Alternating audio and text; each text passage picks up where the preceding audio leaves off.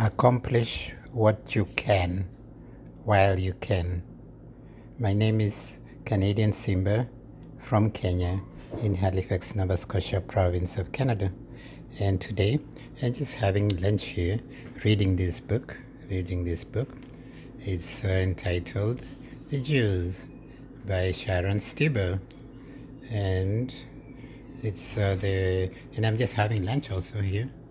I made pasta soup with vegetables and some banana bread, and served with banana bread and some peanut butter in there, and just making it happen in this year 2026, and make it happen in whichever year you live in, or whichever month, or whichever week, and whichever day.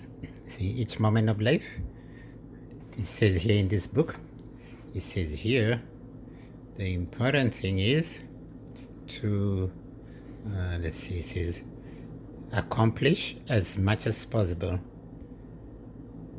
Accomplish, the focus, I don't know what's also the focus. It says, anyway, accomplish as much as possible when you can. See? Accomplish as much as possible when you can. See, this book is about how the Jews were bullied by the Germans during the Holocaust. Now we are living through a new time of another Holocaust in North America this time, and it's affecting other places like Israel, like Asia, like Africa, like the Caribbean, other places in the world. See, and especially Canada and USA, because this is where the new empire is here in North America. So you can see in this book here, there is this lady Sharon Stieber is writing about the experiences of her community during the time of the Holocaust. See, and this man is being arrested here by the Gestapo, which is like now we have something called ICE, ICE, and they're just ice cold people that don't give a shit about I don't know, they probably have cultural values, but they don't really care about the care practiced in the world. They are human beings, but they don't have something called good human values. But you see this little ant here, here is just having I'll show you something. It's just having a good day. Just trying to find some food or whatever. Who knows what it's doing? And just going around its business. See? And it's not nobody trying to bomb it. Nobody trying to bomb the ant. Nobody trying to like kill it or steal from it or to destroy it. See? Or like to harm it in whichever way. Or I don't know, just even give it food and whatever. It's just figuring out itself and finding out its own path. It's on its own path. Look at it. See, and even as human beings, we can each one is on their own path, just like this little ant. Because in universal terms, we think we are important or superior or whatever, see, or knowledgeable, well educated, or like maybe well raised, or maybe like well dressed, or who knows, well accomplished and well traveled, or whatever, who knows. But this ant is way smarter than us. See, this ant has something called self-love. See, a beautiful little ant there has something called self-love. See, and it's just walking around, just doing its own thing, minding its own friggin' business. It's a lovely little ant.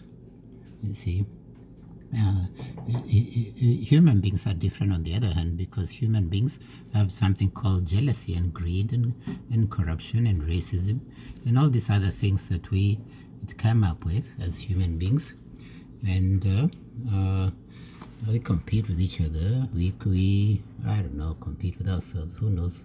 I don't know how that works really. But see, we can learn a lot from the ant. We can learn a lot from nature. We can learn a lot by just observing and figuring out, hey, what's going on here? I don't know what's going on, what's not going on, what's happening, what's not happening. See? But it's up to each one. See? Shakespeare said, when we are born, we cry, for we have arrived on this grand stage of fools. We burn, we cry. We arrived in this grand stage of fools. It's up to each one. We are all fools, so we got to figure out what kind of fool you want to be. Whether you want to be a reasonable fool, an unreasonable fool, a bully fool, or a kind-hearted fool, or like I don't know, a fool that's full of himself or herself or themselves or whatever. See, you just figure out what kind of fool you want to be, see, or a fun-loving fool, or a rider fool, or like a person who's a chef making food fool, or like my mom growing tea, a farmer fool, or whatever. All kinds of fools in this world, see.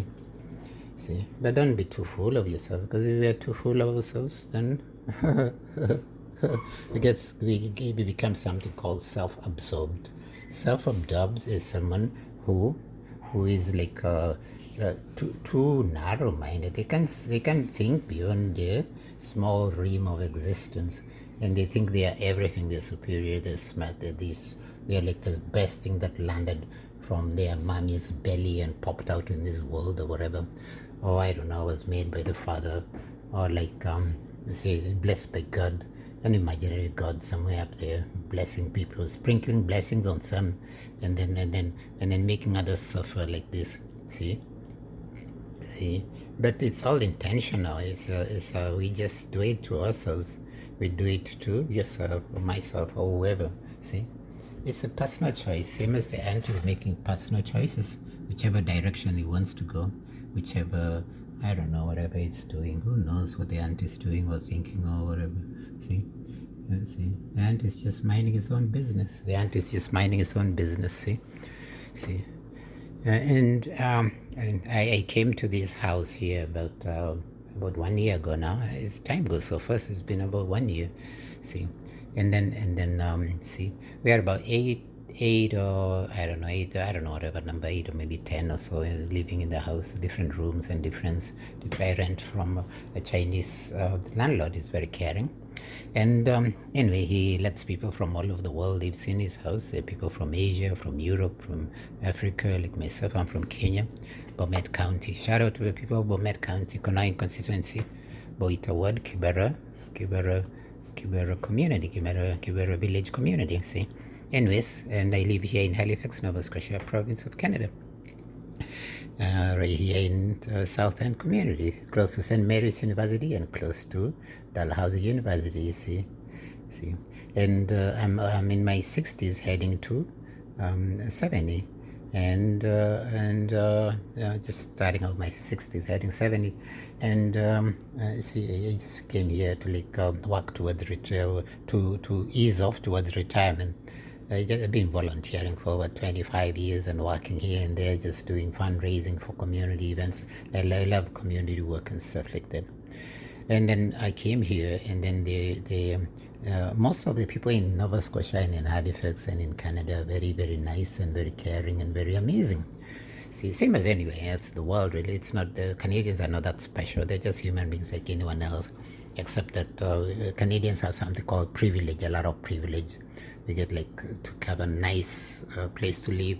Well, most people really, but anyone can access nice places, like maybe like a library, or like a road, or like I don't know, be able to have food either in the soup kitchen if they are homeless, or in at home like this, or like in the community spaces, like there are community meals available in the community. See, some are organized by churches, by people in the mosque, by just non-profit organizations or NGOs, that kind-hearted people that are just community-based organizations that are doing kindness and all that kind of stuff. See? So it's just a nice society here in Halifax, Nova Scotia, Canada. South End community, but nice does not mean good. One of our neighbors here, next door neighbors, they're about I don't know, 4 or 5, I don't know, 6, 7, who knows how many young students living there and renting, and they go to school, the university, they go to Dalhousie and St. Mary's. And there's one interesting one, a tall one, who seems very caring. They are, like I said, all people are caring in their own way.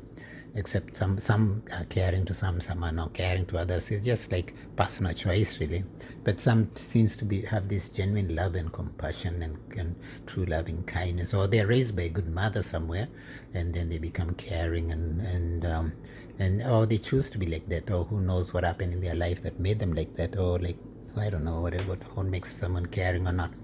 But expert in psychology or philosophy or psychiatry or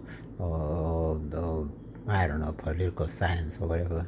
See, but I know that this aunt here is just having a nice day. I can see that. Anyone can observe, even a child can observe it. See. Anyways, so this neighbor next door, he said very interesting. He said in this community that we live in the South End, it's very rich, multi-million-dollar houses. It's like amazing community. It looks amazing from the outside or whatever. But he says most people that live here are professors and university lecturers, and they've achieved a lot in life, and they've afforded these multi-million-dollar homes in one of the best communities in Halifax, Nova Scotia, province of Canada, North America, and around the world. See, but then he said something very, very interesting. He said the professors or whoever, these successful people that are here, professionals or however made their money, who knows. See, they said they don't like us. Then I asked him, who is us? And he was saying this. I went with him. He wanted to volunteer in a soup kitchen, like to help the homeless and stuff like that. So we went together, walked from here, our community, and we walked up the street to a place called English Street. There's a soup kitchen there that's